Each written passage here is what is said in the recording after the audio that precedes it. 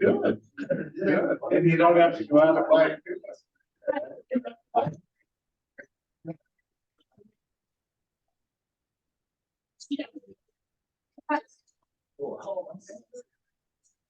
Okay. From what I can tell. Here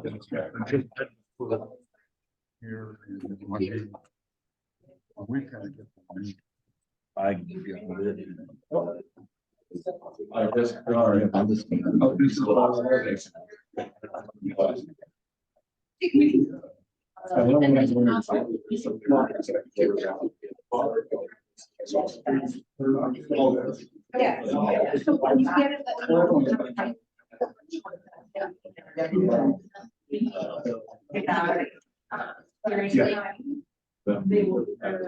Well, when I go to Home Depot, I sit down and I find an aisle of paint so that I can sit on this phone. And then I. Okay. Yes. Right. No, good. That wasn't my truck. Oh.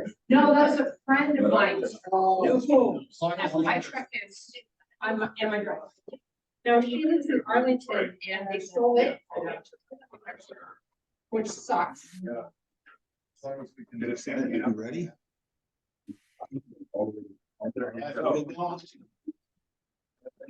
Welcome, everybody.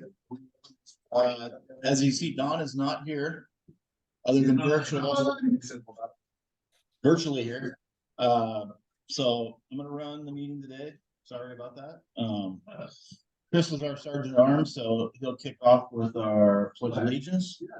If you would join me in the Pledge of allegiance. Pledge allegiance to the flag of the United States of America, and to the republic which stands one nation under God, indivisible, with liberty and justice for all. awesome, if you join.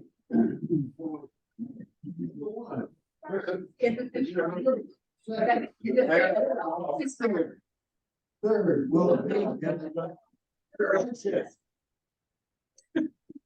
Fourth, and number five. Fun. Anything else, sir? No, thank you. Services. Eileen, Yes, sir. inspirational. Today's inspirational thought is, I just got my phone, excellent. It is attitude contagious, make yours worth catching. Nice. All right, we have some guests today from India. I'm gonna let them introduce themselves so I don't butcher their names because. I just thought. Well,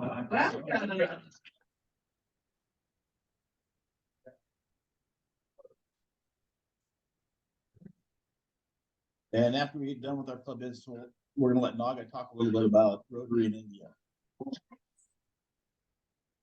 So welcome. Very honored to have you. So birthdays, we have none, unless I missed something, but or spouses, anniversaries. Mike and Lori Westover. I don't see Lori or Mike. They're at anniversaries tomorrow. No Rotary anniversaries. Announcements. So we have a big event tomorrow night. So we got our Christmas party or tonight. Yeah. So if you have a white elephant gift, make sure you bring that and your ugliest Christmas sweater. So I look forward to a pan in the room. So yeah, that's what we got. So it sounds like it's gonna be fun. I think Rochelle said she had about 25 people, 26 people that said they'll be coming. So there's also another big event tonight. So Penco better have a TV on. Woof woof, yep. So officer reports. Jack.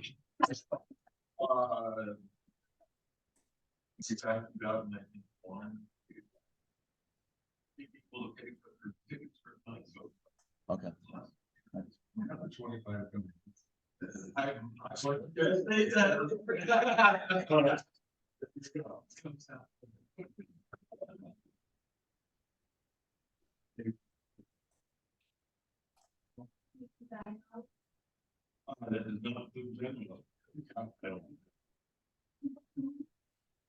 Uh, 6 o'clock.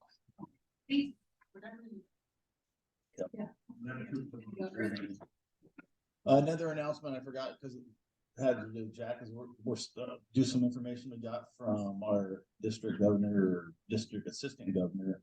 We can do a raffle in the morning, so that's back up and going again. So if you want to buy some tickets, Jack's taking money. All right, secretary report, Gary. The board meeting, changing a little bit. The district governor is unable to come to our meeting this coming Tuesday, and so he has asked if we could reschedule it. And, I'm not here, I'm not sure. And it's gonna be back at Brian's office. And just from Rotary International, I try to give an update every once in a while. I'm not gonna give you the full view of it, but the 2023 Council on Resolutions have completed their work. And if anybody wants to go online, look at what they've come up with legislatively and what should pass, they can do that. And for those of you that have been here for a while and know the Bill and Diane Demarutis, who he was president here, was a member of our club in the building, moved to Saddlebrook, Arizona, which is a suburb of Tucson. It's about 25 minutes from my daughter's house. I went up, Bev and I went up to their house, and then funny story. He wanted to go Mexican, and he wanted to go to a Mexican place downtown that is the oldest Mexican restaurant. But in fact, it was the first 100 years old. El Charles. So fine. He gets in my car, Bev gets in Diane's car, and we take the 35-minute drive downtown. Have a wonderful lunch. Well, that evening, my granddaughter had said it was our last evening in town, so she had said she wanted to, make reservations for dinner. We went to another El Charles restaurant in Tucson. So I had tortilla soup twice because that's my preferred. Get to the airport Wednesday, and guess what restaurant is there? El Charles. Plenty of Mexican food. So we had a good time, Bill and Diane, for those of you that don't set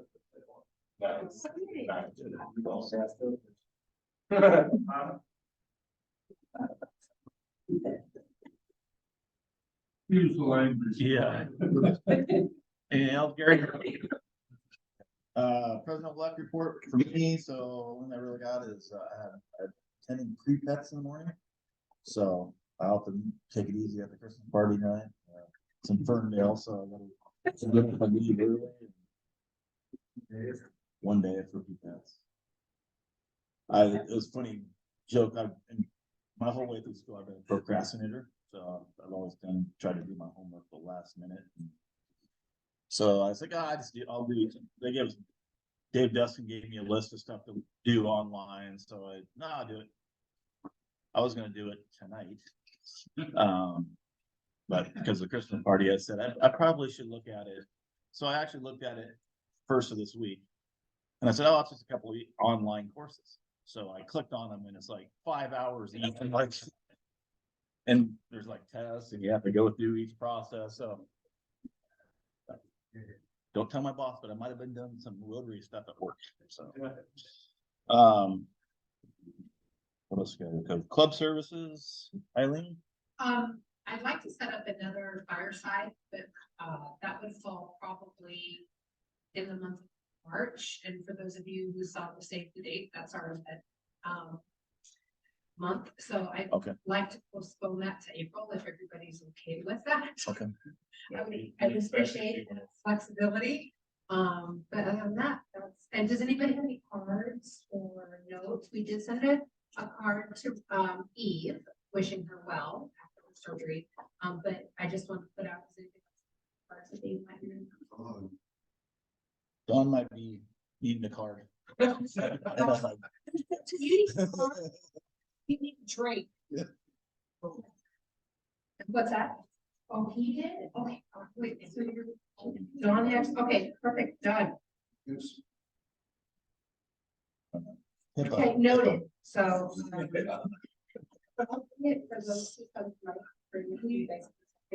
And then we'll get it in there. Thank you. Yeah, another kind of to tag off that is we still have our, on the books, we still have our running meeting at the brewery every first Tuesday of the month, so. Let me cancel yet, so. If anybody wants to show up there, That's. that'd be the next Tuesday. Board meeting is the first Tuesday, Oh, that was the second. yeah, second. Yeah, that's right. You're fine. Community services, Brian's not here. Foundation, Michelle's not here. What's that? Community service. Yeah. Okay. What's the date? The date?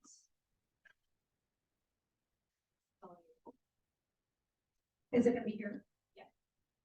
I think it's January 9th. And do you know what time it starts? I just wanna make sure the school knows. This. Okay, yeah. Oh, cool, all right. But that way we can post it to social media, so you know what time it starts. Yeah, I can get to all that. Okay, that'd be great, thank you.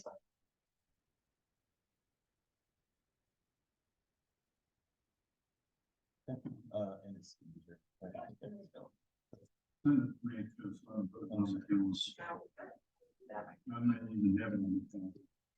International services, Linda, you got anything?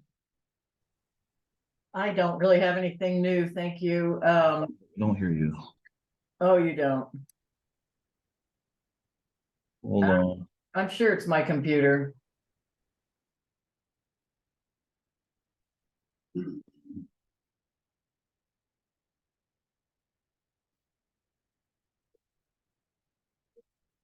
How about now? Can you say something? Can you hear me now?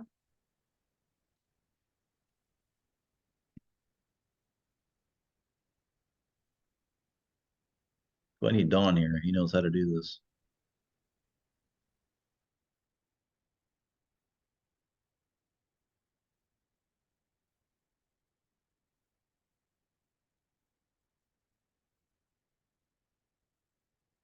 Can you hear me now?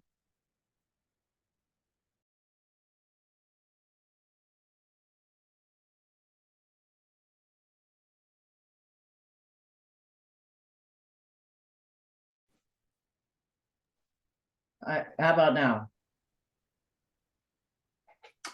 I can hear you, Linda. Oh, you can? Yeah, I Yeah. can too. I think it's on their end. They can't hear any of us. Oh.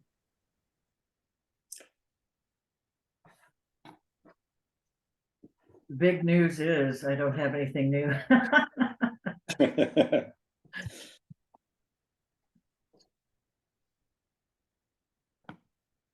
I'll type another chat there.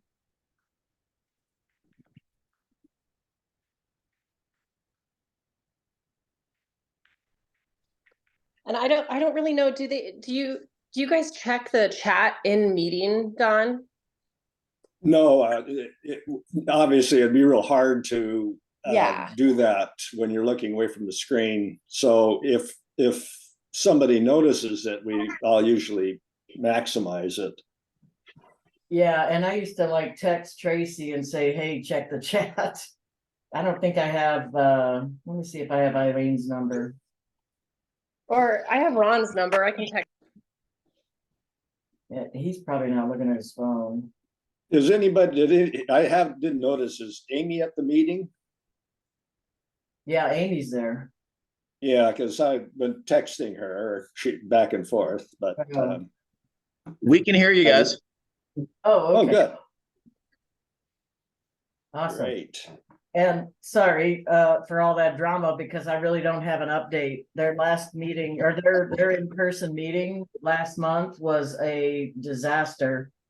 In fact, the write-up said, it was literally the trip from hell. They're having all kinds of continuing road problems and everything, but not really problems with the international Rotary, interactions. So basically it was just trip.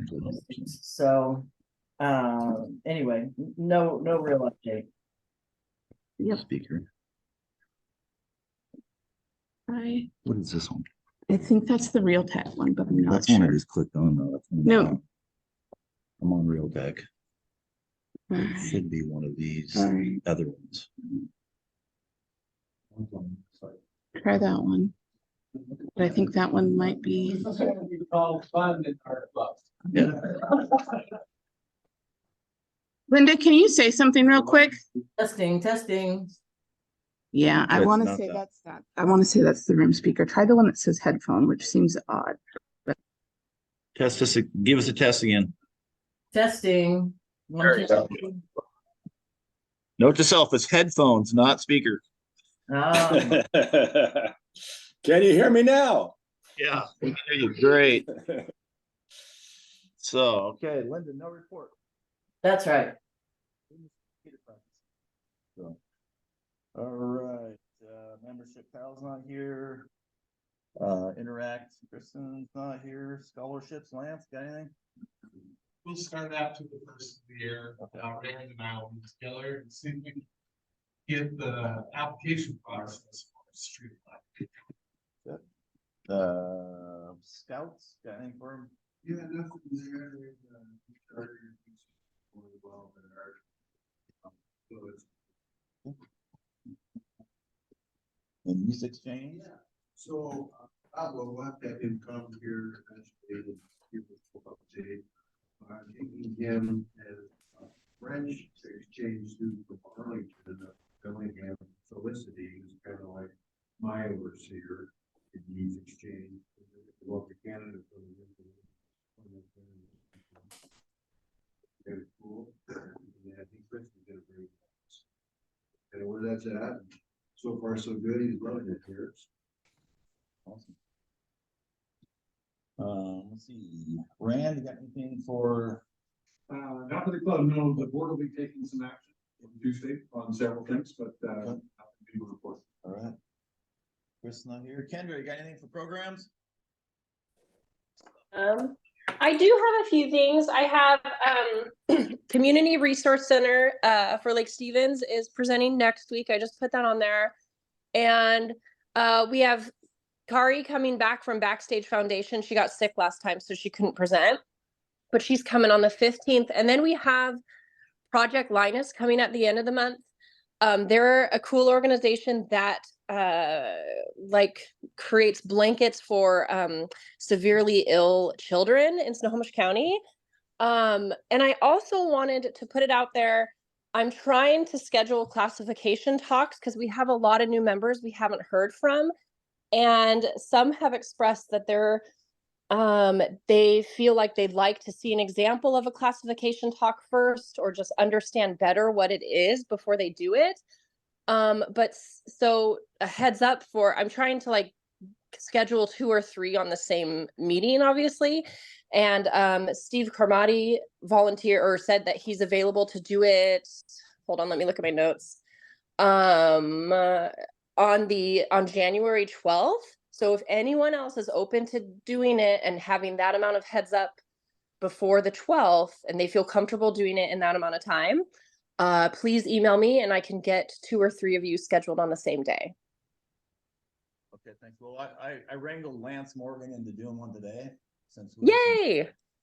He's just gonna step in there and do it without any examples. So. That's great. I think, like I've told a few people, I think you're making it feel bigger than what it is. We just want to know about who you are, you know? Good. Or can you clarify what Steve just said, that this is looking for three people to do that? Yeah. On January 12th. 12. Kendra? Oh, I couldn't quite hear that. Kendra, it's Chris. Hey, Chris. Hi, so I sent you an email, Pablo. Oh, great. Yes, I think you sent me a text regarding him too, correct? Was that you? Oh, no, that was Kristen, sorry. Yeah, so I responded to that email this morning, but it was just like probably 10 or 15 minutes ago. So I do need to do a monthly report on him, but I was gone for a chunk of November. And then when I got back, I was like, oh my gosh, it's December. And I tried to call him, but the number that's on the app is incorrect. It's missing a digit. And so then I tried to get a hold of Kristen, but they were, she just texted saying they were celebrating his birthday last night. And so I'll get a hold of him today to do a meeting, but, or to check in with him. But I don't know if I can like submit a monthly report and change the date on it. But I'll get it done. Thanks, Kendra. Thanks. All right, Gary, anything on cloud communications? No. Okay. All right, Mr. Sergeant at Arms. It's time for raffle and happy bucks. Okay.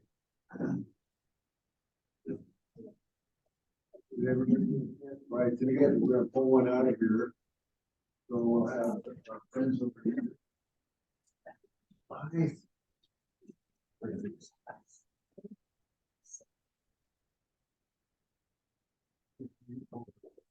Read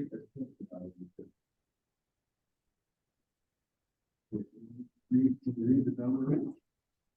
Last three. Last two. 5. Okay. Wow. I'm gonna go get this other bucket. Oh, good. Which is. So typically, you give everybody a $5 bill, and you donate it to the fund. I can go on.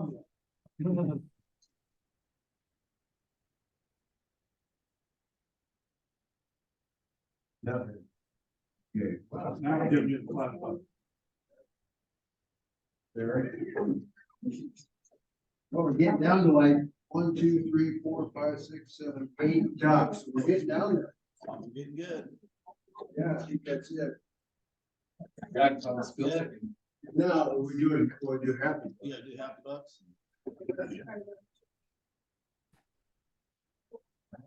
We're just gonna cruise right on to happy bucks. Anybody happy here? I'm sure I have. Oh, good. Happy secret morning for Christmas, that it's Friday. Yeah. Thank you. We're ready here. Happy to have all the Christmas lights and decorations up, and I am gonna go to Seattle today. I'm gonna miss the Christmas party, but go to Gay Bingo in Seattle. Fundraiser for HA. I am glad it's Friday, and you know what, I'm happy. I love you guys. Oh, I'm just throwing money around. Yeah, happy to be here. Yeah. We're finally in the little lull between Thanksgiving and Christmas. So it's a nice little. For about 5 Back. seconds. Yeah. Not for long.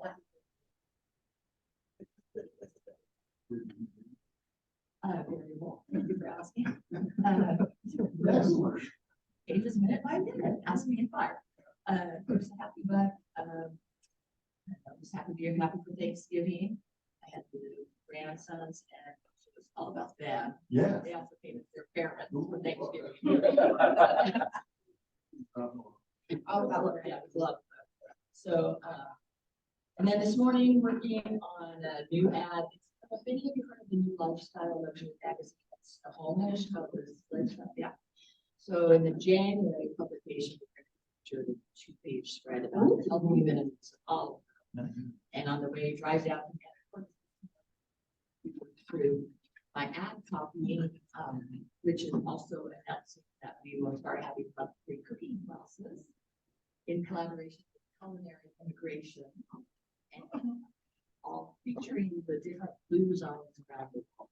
Oh, that would be, yeah, so that's for that, and then I have a, I don't know, happy, sad, emotional, but I have not got all of the email invitations out because it's kind of behind, but you're all invited to my home on Sunday from 3 to 6 p.m. Derek, Christina, and the babies and I will have a little 2-year past memorial gathering for Dean if everyone wants to come. Yes, yes, that and a whole bunch of other stuff. Yeah.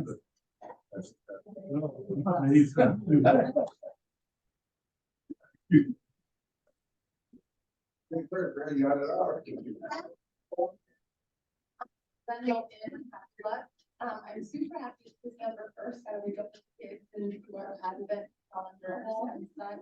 We always subscribe to the Friends of the Library. And they put together wrapped books for each of my kids. And so I get to unwrap a new one every morning. And then yeah, I got a multiple and we got yeah, as well. Lots of things to do. And then, so is it? Vengeance? Indoor. You guys want to make one? Oh, I was.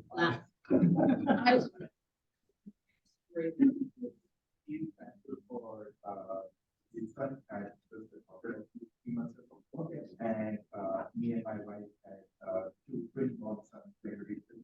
Months. So you're tiny. I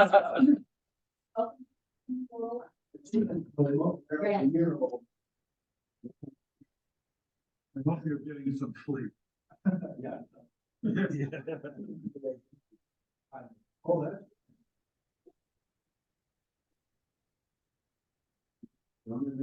Hi.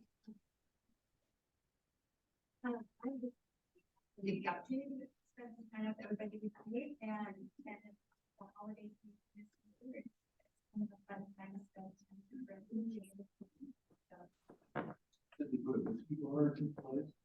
Yeah. Oh, probably.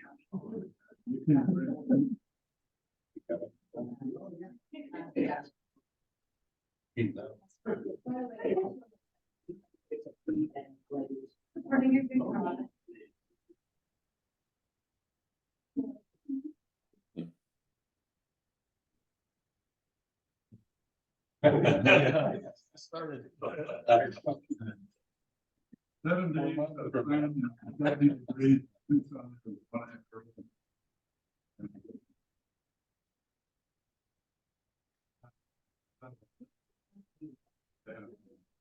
Oh. I am happy because I'm with. Nice to have you back. So happy bucks to you, general. Variable is the best response to how you do it that I've heard in a long time. And I'll just express thanks for Eileen, because I think we wake up about the same time every morning. At 5 in the morning, she posts the best inspirational messages. Yeah. So before I even get out of bed in the morning, it's already inspired.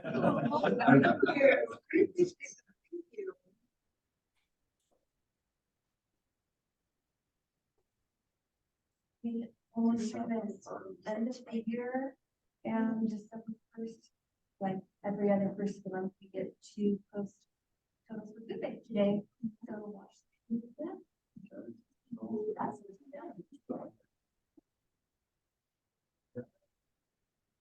I'm gonna put a happy.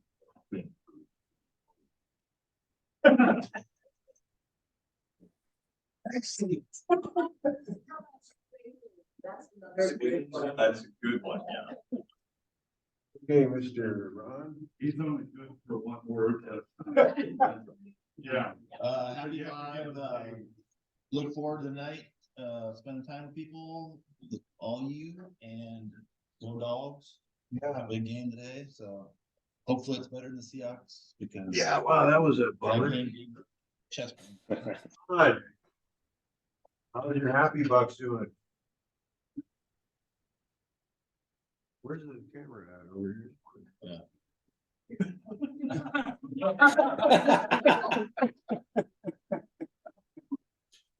Who you asking? Okay, You. Oh, we're back. we can't hear you. Okay, so we just keep moving on. Linda? Let's get your side. Hey, good morning. Just happy. I'll drop a few happy Perfect. bucks via Venmo. I haven't touched a word thing. Sandra, okay, good. Just remember Venmo's the way to go. So more is better than seven. Hey, that's it. All right, thank you. All right, so we're gonna give our guests maybe they want to speak about Rotary for a few minutes. So we'll do that, and then Lance will give us his classification, get to know him talk. So, all right.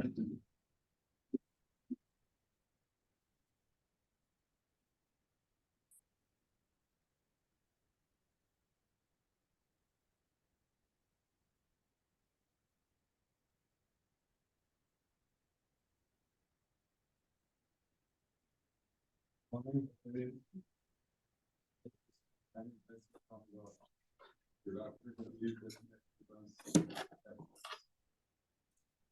believe the purpose of our life would be happy and make us happy. And I have found that. Currently, serve as president of our United States in the state of Rajasthan, India. Our club was formed in 2000 with 55 members, and now we have 58. This year, our club gave $34,000 scholarship to a student to study water and sanitation from the University at Somerset and Netherlands. Since last year, we have been operating an 24/7 fully equipped ambulance which has at least 200 lives.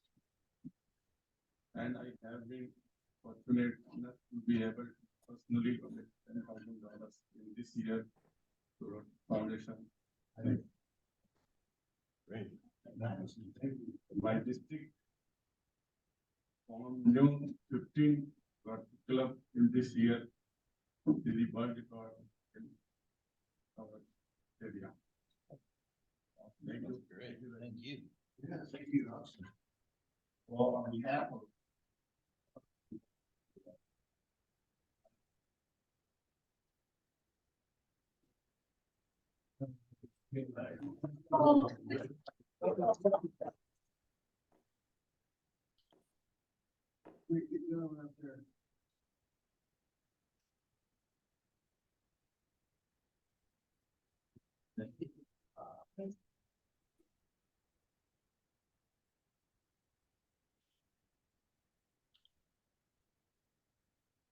I'll let the Zoomers see it.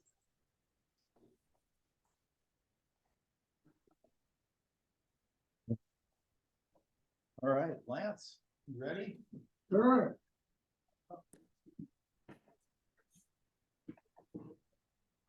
Need any easy stuff you need to set up for you or like that? Nice. I'm not just winging.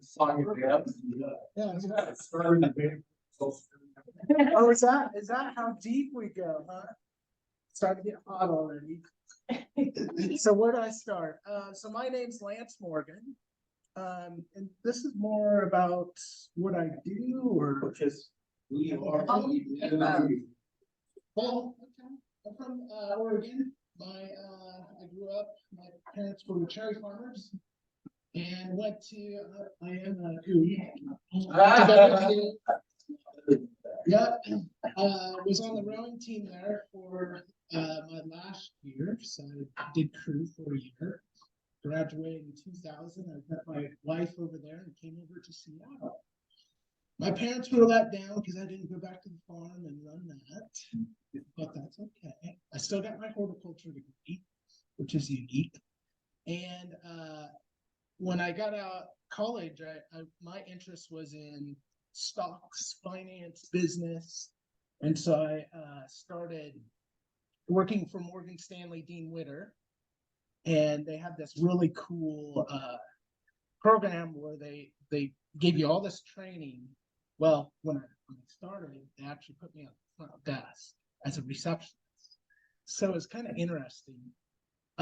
So little did I know, I went on my honeymoon, just got married, and came back, took the Series 7 test, and then ended up failing, and they fired me. So I was out of a job, newlywed, and just signed a lease at an apartment, and it's like, oh gosh, here's the real world. Hey, Dad, can I go back now? And I just so happened I stumbled into the mortgage business 22 years ago, and knew nothing about in that company too. They were like, we got this cool training program. Day one on the job, they're like, there's a desk, and you got to do 150 cold calls a day. So that's what I did, and I was the first guy in and the last guy to leave. And I grounded out, and I was a top loan officer for 6 months before I realized, oh, this is what this is all about. I don't really want to work here. And so I left. And I stayed in the business, but instead of, I was working for a subprime lender. For those of you who don't know, all my clients had really bad credit, and we worked through a lot of challenging situations. And it was a lot of fun. That's how I cut my teeth on the business, was learning credit, learning to advise people, talk about debt, really think about everything. And it was one of the best experiences I've ever had. And it gave me a really good foundation for what I do. And so I noticed right away, subprime, a lot of my clients, some of them took to heart with what I said and coached them on and improved their lives and their finances over the years. But the majority of them just stayed in the rut. Once you're sucked into it, have bad credit, it's really hard to get out. The financial system really messes with you, especially if you don't have good credit. You pay high interest for the rest of your life on everything. And so I knew right away that I wanted to help my clients even further, especially for those who really care. And so I went to the A paper world, which is working with everyone, good credit, bad credit, everyone. So I could take those clients who listened to me and took my advice, and we got them into some not so great loans, but it was kind of a stepping stone where I could help them improve their credit. And then once I went over to the ACE paper side of the business, I was able to offer really good rates, and they were able to qualify because many people worked my program. And so that's what I've done for all these years, 22 years later. I learned early on in my business that I mostly did refinances when I started out for about 2 years. Well, yeah, for about 2 years. I cut my teeth on refinances and just kind of, but I knew right away that refinances is very cyclical. It was up and down, up and down. It's all rate dependent. And so I knew right away, geez, that's not a really good way, a stable way to earn a living. It's better if I follow the purchase business. So I really started entrenching myself with realtors and getting to know the business that way and helping people buy homes. That's more stable because every year people buy homes regardless of the market. Now this year is a pretty rough year, slower than normal. There's lots of economic things, rates going up. So it's been interesting, but the purchase business is always stable. And so I was a mortgage broker in 2002 and helped many people through that. In 2008, when the world, well, before that, let me back up. I recognized right away as a mortgage broker, it was a great thing, but I need to be around be around the purchase business. And the closest path to that was really to surround myself with realtors. And so I thought, well, why don't I start looking at real estate companies to work for? So I can be in the office instead of trying to get through the front door, trying to break through the receptionist to start talking to all these offices, really difficult. And so I went and worked for Windermere Real Estate Company. I was their loan officer. I took over a territory in Lake Forest Park, an office there in Lake Forest Park. And the loan officer prior to me really did bad things. Didn't really promise. It was one of those things where I overpromised, underdelivered, and no one was happy. So I came into that office and no one liked me. Well, they liked me, but they didn't like the company. So there's a lot, and I did the same thing, just like I did back in the day when I started cold calling 160 people a day. I did this. I was the first guy in. I just stayed late, and I always work hard and always under promise, over deliver. And so for years that worked for me. And the cool thing is I was there for 14 years at Windermere. I was a top loan officer for 14 years, including my first year. And it's just been an uphill battle or uphill success ever since then. In 2008, when the market collapsed, the housing market, that was a lot of fun. That was that year my business actually probably quadrupled. And I've never looked back since. I was not the average Joe, but that's because all of my clients, which were realtors, they come to know my work and what I did. And when the world the mortgage world imploded, everyone was looking for stability. So they called me because they knew they could count on. And so that's kind of what my foundation has been based on for my entire career. And I just love it. It just so happened, I didn't even know how to spell the word mortgage, let alone what a mortgage was.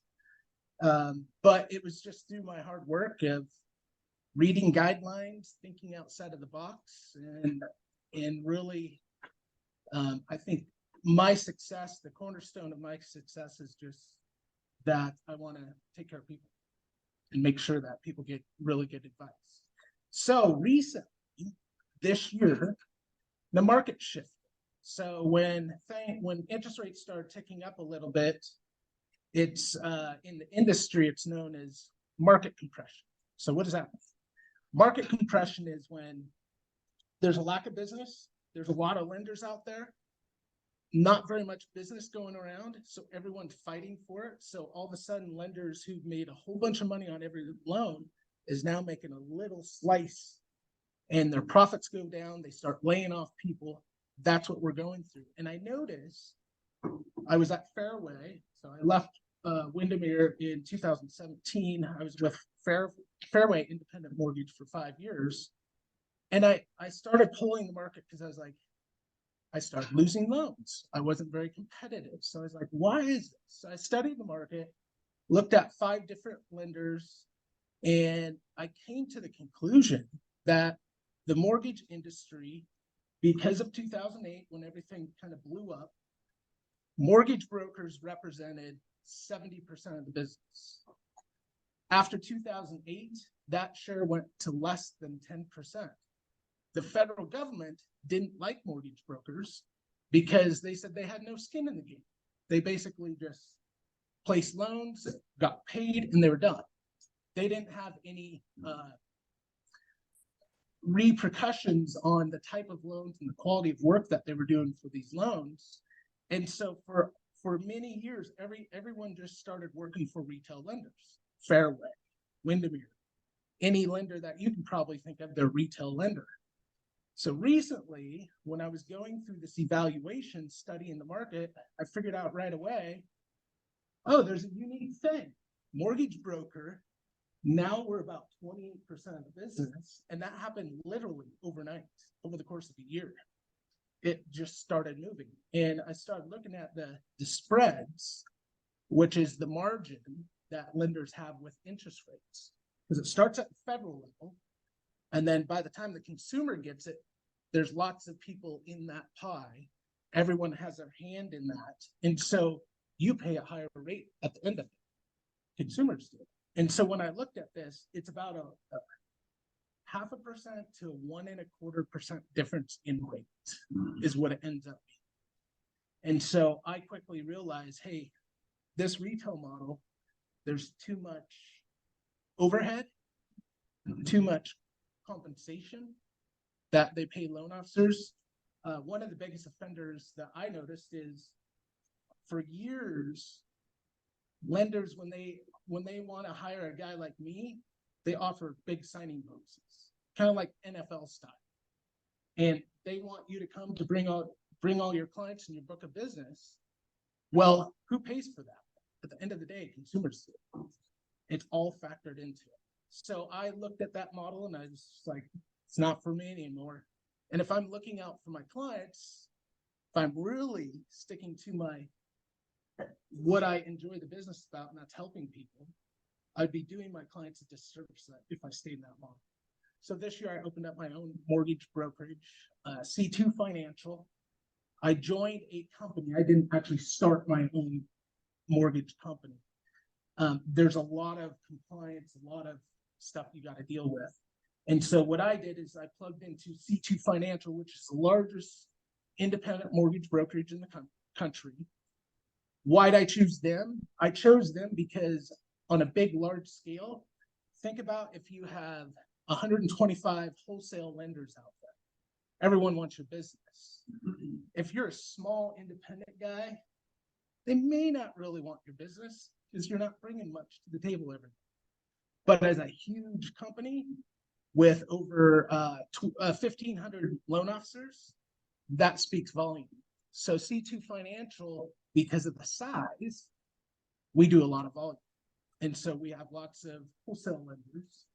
And it's really fun. I'm really enjoying what I'm doing because now I not only get to shop the different lenders, but then because of the market and the conditions, because rates are going up, lack of business is going around. Now I get to call my wholesale lenders and start saying, hey, I see what you're showing on the rate sheet, but I want something better if you want this deal. So now I get to pit the lenders against each other, just to try and win the business. So I'm having a lot of fun in this model because of that nature. Now it's like I get to negotiate more for my clients. So that's what I do. I've been working with Brian here, Ruiz. He's been awesome. I don't know if you guys have had your insurance policies checked lately. Talk to Brian. About for every 10 people I send his way, he's probably closing about 8 of those. So that tells me, and people shop just like they do lenders. Everyone looks at, they get second opinions, which is good. Keeps everyone honest. And Brian's been able to really show his value, not only from a price standpoint, but also a value of understanding the actual insurance policies, where your coverages are at. I've really been impressed with him. So make sure you haven't had your insurance checked, call Brian. But that's me and my background. I just recently moved to Lake Stevens.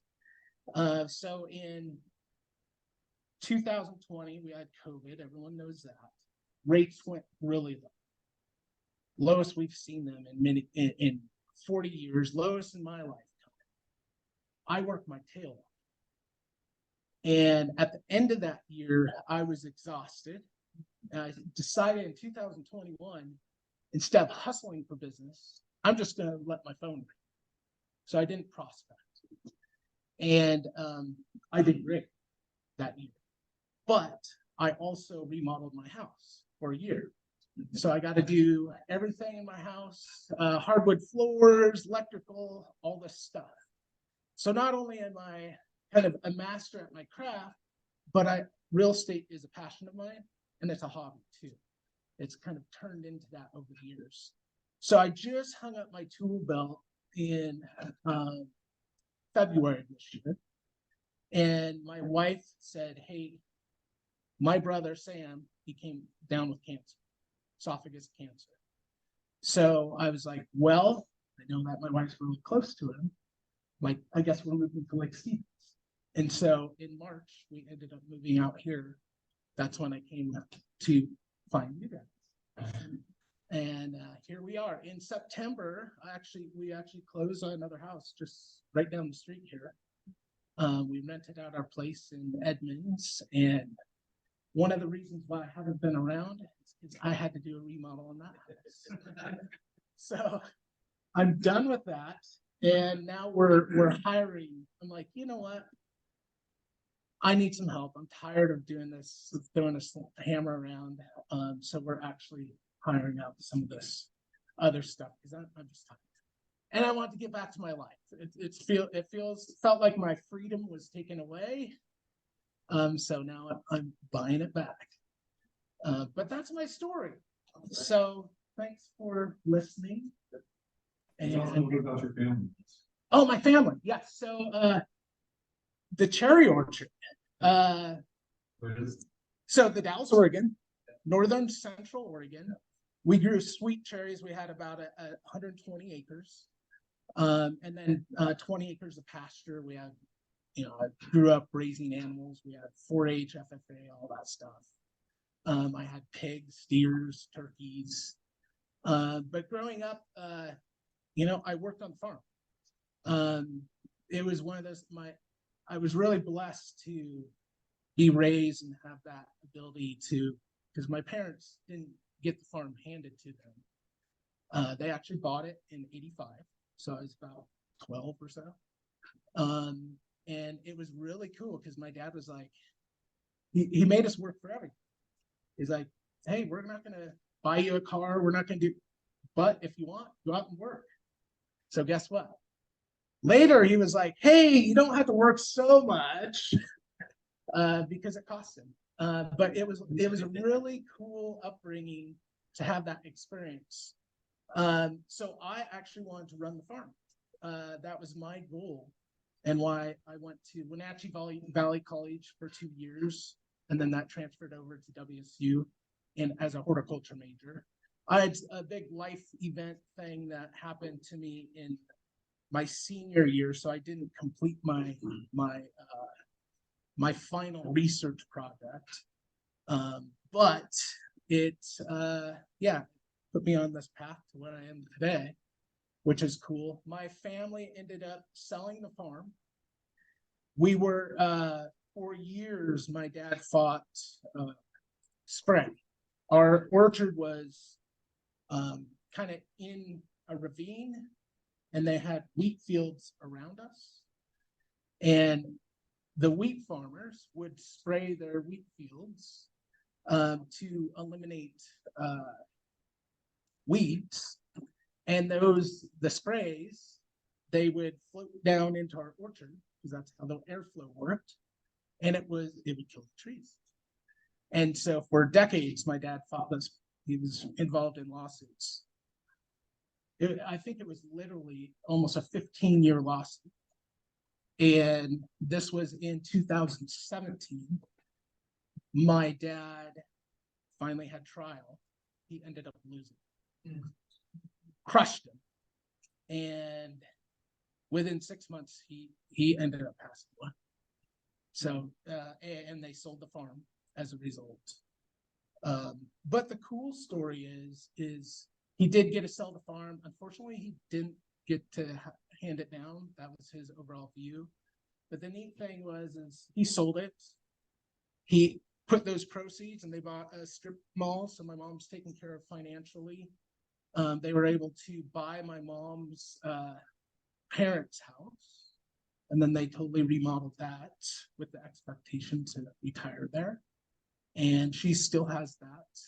But yeah, my dad died in 2018 at 50, what was he, 56? Young guy. So, yeah.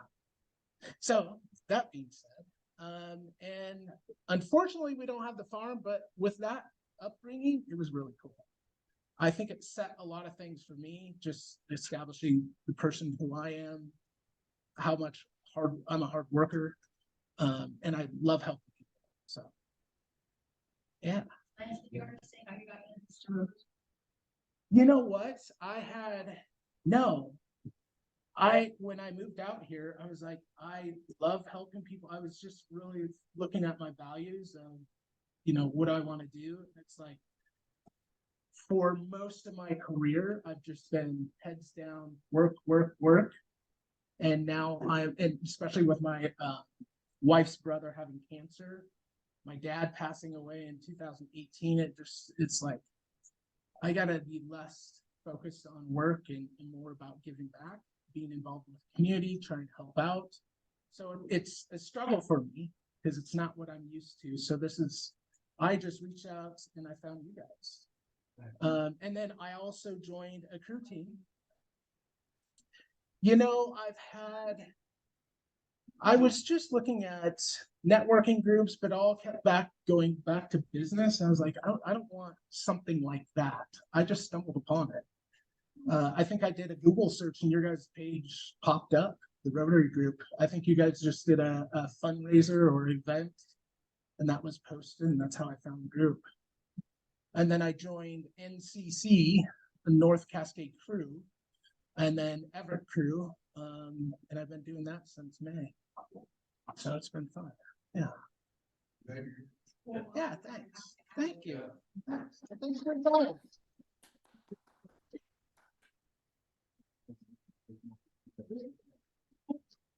All right, anybody got anything else? Do the order, all right, if not, we'll I put 6 minutes in my bank. Awesome meeting. Bye, Zoomers. See you later.